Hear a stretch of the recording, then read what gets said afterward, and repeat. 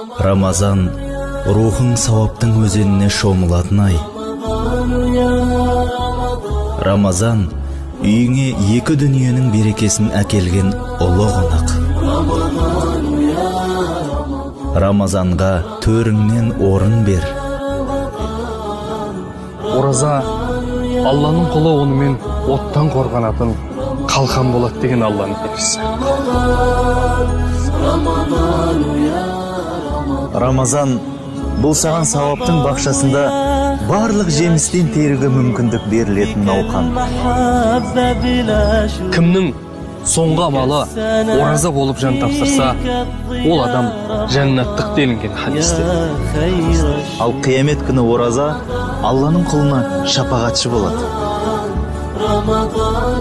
Жәннат пен сенің араңда кедергі болып тұрған нәрсе тамақ па?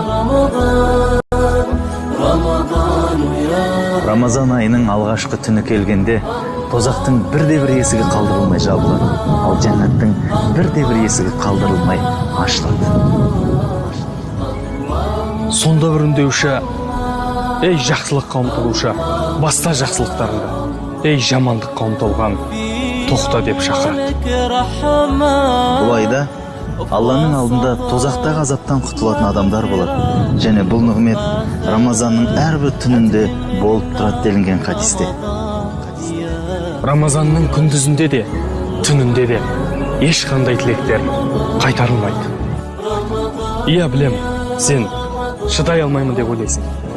Бірақ есіңде болсын, Алла Тағала адамға шамасы келмейтін нәрсені жүктемейді.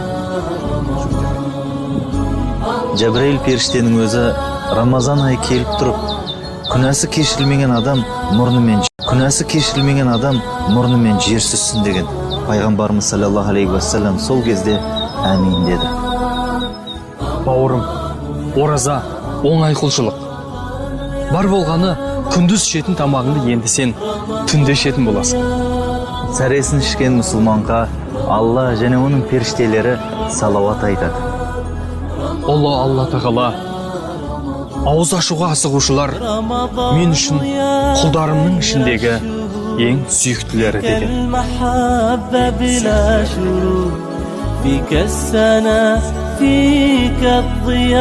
رمضان يا خير الشهور رمضان يا